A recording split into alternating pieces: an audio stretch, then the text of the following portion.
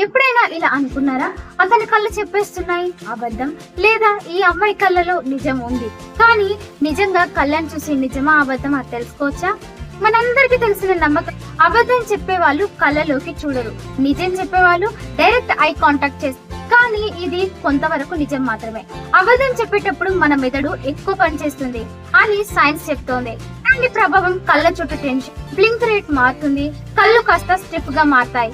కానీ గుర్తు పెట్టుకోండి, అందరూ ఒకేలా రియాక్ట్ అవ్వరు. కొంతమంది భయంతో కళ్ళలోకి చూడలేరు, నిజం చెప్పినా కూడా. అలవాటుగా అబద్ధం చెప్పే వాళ్ళు చాలా కాన్ఫిడెంట్ గా కళ్ళలోకి చూస్తారు. అంటే ఐ కాంటాక్ట్ ఉండడం వల్లే అది నిజమని చెప్పలేం. నిజమైన అబద్ధానికి సూచనలు మాటలలో డిలే, ఒకే ప్రశ్నకు వేర్వేరు సమాధానాలు, శరీరం ఒకలా మాటలు ఇంకోలా ఉండడం, over explanation, body language plus words plus situation మూడు కలిస్తేనే నిజం బయటపడుతుంది. మన మెదడు అబద్ధం చెప్పేటప్పుడు నిజం చెప్పడానికంటే ఎక్కువ ఎనర్జీ ఖర్చు చేస్తుంది. అందుకే చాలా మంది చివరికి పట్టుబడతారు. కళ్ళని చూసి నిజమో అబద్ధమో 100% చెప్పలేం. కానీ గుర్తు పెట్టుకోండి, నిజం ఎక్కువసేపు దాగదు, ఎప్పుడో ఒకప్పుడు బయటపడుతుంది. అందుకే trust ice less, observe behaviour more.